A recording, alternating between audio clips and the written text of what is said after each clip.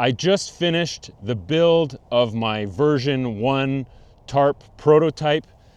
I wanted to hit some main design features that really interest me and that I find useful and have, looked for over the years. Some are available in some products, some aren't. So I've built it kind of to my specs, to how I like to camp. So just keep in mind, this is a really rough prototype. There's some things that aren't perfect yet. There's some things that I'm still thinking about. So before I walk through and kind of give the tour of the whole thing, I just want to highlight some of the main features that I was looking for. First and most importantly, I wanted it to be a true tarp. So things like a pyramid design have tarp-like features, but they aren't true tarps in that they really have one defined type of pitch. Set up either doors all closed or doors open. That's really about it. Whereas a tarp has lots of different configurations. So that was something that I really wanted to maintain.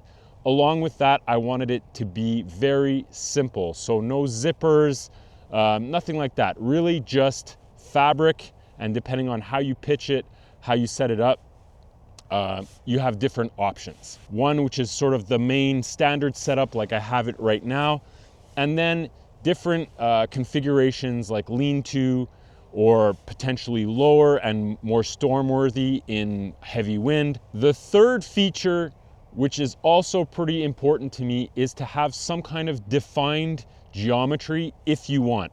And that's similar to something like a pyramid tent, where if you stake out the four corners of a square pyramid shelter and you get it sort of with the right geometry, you put a pole underneath, you set it up, you're good to go. You're not measuring and trying too many different things. It's defined. So that was something that I wanted here, because I've noticed over the years that when I'm pitching a tarp, even if it's an A-frame style, sometimes it can get kind of out of control. It can end up being higher off the ground than you were expecting. All kinds of things can kind of go wrong, and I think that that's one of the features or one of the aspects that make people stick away from tarp camping. When it's really raining and miserable out, sometimes you just want to be able to have that defined setup, and with this one I can do that. I can stake out the four corners, get two poles up on each side and be done, or do like I did here between two trees. Another feature that's really important to me is to have a fully enclosed storm mode, where no matter what happens, no matter which angle the wind is coming from, you're not getting rain or snow into the shelter. And that's a real struggle with tarps. Yes, it can improve if you have a very large tarp, or if you start to do different pitching options.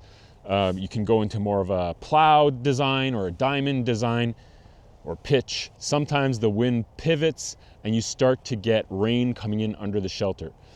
Having all of those options also means that the tarp ends up being quite big and heavier than you really need it to be. So by having some door options somehow built into the tarp, you can have a smaller shelter, but still have that stormworthiness and it be lighter overall. Next up is the weight. I really wanted a shelter that could be quite lightweight. As it stands, based on this first design and build, it weighs 280 grams or 10 ounces, which is quite light. And I do think that in the long run, I should be able to shave that down a little bit. The seam allowances are huge. I just didn't, pay that much attention to the details that could sort of reduce the overall weight. If I made it a little bit smaller, it could be lighter. And I think there's other weight savings also depending on the type of fabric I use. And last, I want it to be scalable. So by scalable, I mean that the design can work for a variety of different sizes.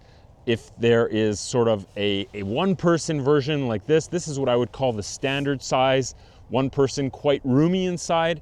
And then next up would be possibly a more fast packing oriented, which would be scaled down a lot tighter but give you a lot of the same features. Then possibly also a two-person design. It wouldn't really change much to make it comfortable for two people, and it could definitely fit one person and be quite a bit smaller, so just have less headspace and a little bit less width. then you could probably get into a shelter that gets down to the 6-ounce range, or 150, 180 grams. So right now I've set the tarp up in between two trees. It's got 4 stakes and it's relying on the sort of defined geometry pitch.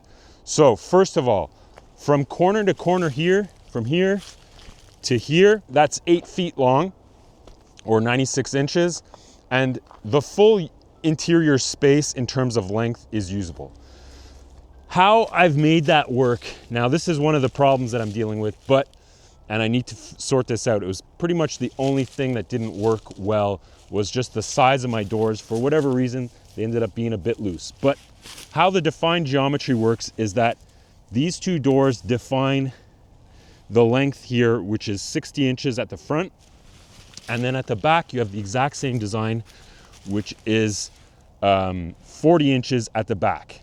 So because this panel here clips together, so it uses 2 things. It uses a cam snap and a buckle. I was estimating what a good overlap would be just on paper. At the back, I put 3 inches. It worked out to be a little bit less than that.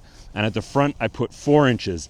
Now, if I update this and I fix everything, I would update that overlap in the back to probably be 6 inches, and in the front to be more like 8. And overall, there's just something that didn't quite work out in terms of this dimension here to have this tight. I might end up putting a cam snap on the front and back. So the front is the same with a long wide pad. It's very roomy. And because these doors go fairly vertically, you can use the whole space. So there's absolutely no way that I'm gonna touch the side walls or the back wall. The back, I can lift my foot up, no problem. I've got tons of space. When this is shut from the inside, I can fully maximize the space inside. So this is one of the main features that I wanted. Obviously I don't have the tie backs yet, but the main feature for me is because I'm tall, I want to be able to get inside and not always be worried about touching the walls, touching the shelter. So super roomy, I can sit up, no problem. The highest part at the front is 48 inches. At the back, it's around 30 inches, so quite high there. How I worked this out was I created this little overlapping beak. I think it's gonna work out really well. Originally, what I had thought of doing was building more of a sloped part here that would come down like a pyramid with a little bit. There's a lot of pyramids on the pyramid shelters on the market that have kind of a little hood over that door section where there's a vent. And the problem with that little hood is that you can't do a very important part, which is open the whole shelter up. So I'm gonna open the shelter up, show what, how that works out and why these beaks work. I think overall, the beaks are gonna give you a ton of coverage even when the door is shut. Because when the doors are shut and pinned down, I'll go to the back, you're gonna have a little bit of an overlap here. When this is sort of optimized, there's gonna be a bit of an opening up here where the overlap is, but that's covered by this part of the tarp. It should work out fine. And what having this sort of flat shape instead of that little hood is, it means I can completely change the pitch. So I'm gonna do that now and show you guys what my sort of favorite second pitch is. This would be the defined pitch where you have 60 inches across at the front and 40 inches across at the back. Again, you've got a full 8 feet of usable space with a vertical wall, pretty much vertical. I had originally, how I designed it and how I sort of drew it out and based on all the measurements, this angle was supposed to come back a little bit. I don't know why with the stretch or the pitch or whatever, it's sort of come forward a bit. Well, this isn't perfect. I should have longer ropes on here, but.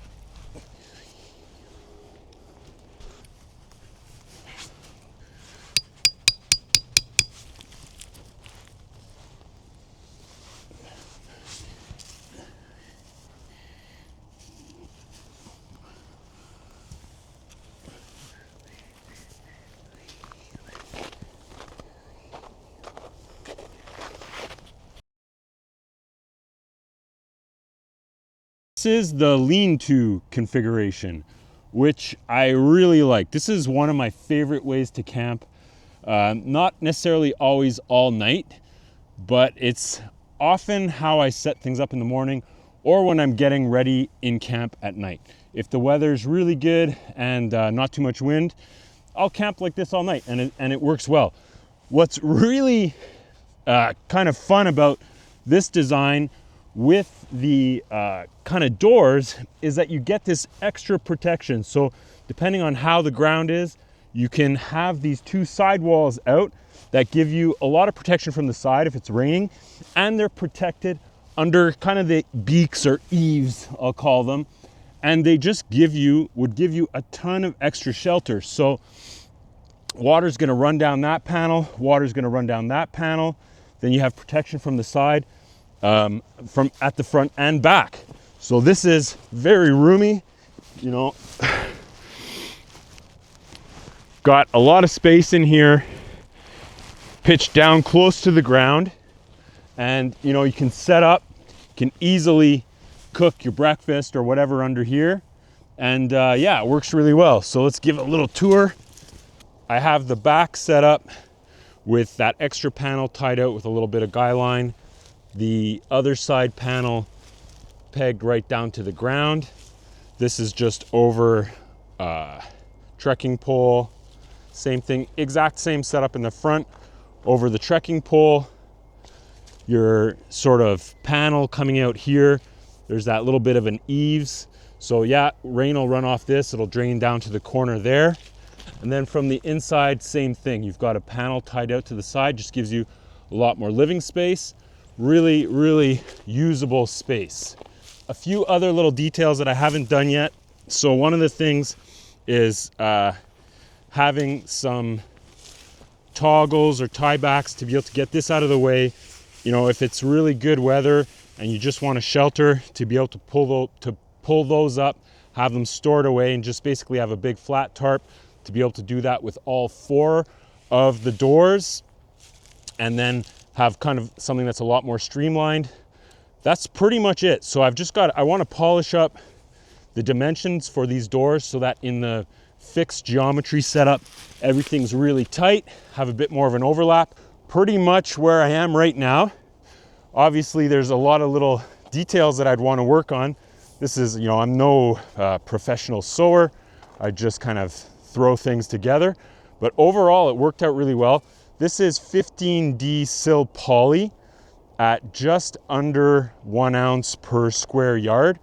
And like I said, it weighs in at 10 ounces, 280 grams. That's excluding the lines. So I used whatever lines I had around the house, you know, for other things. So they're pretty beefy, but I used the really small line locks. I put in some cam snaps at both doors, and overall that's the design. So I'm pretty happy with it. I'm curious what you guys think. Would you camp with this?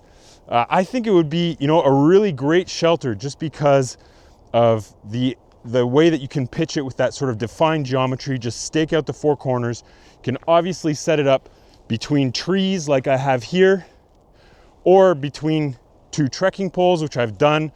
But I really like camping between two trees or one tree and a trekking pole, things like that.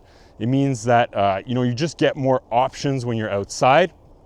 I'd be really curious how it does in kind of steady rain, what kind of you know, really how much these side panels help in terms of the interior livable space. That's version 1 of the Tarp prototype. Just thought I'd show it to you guys.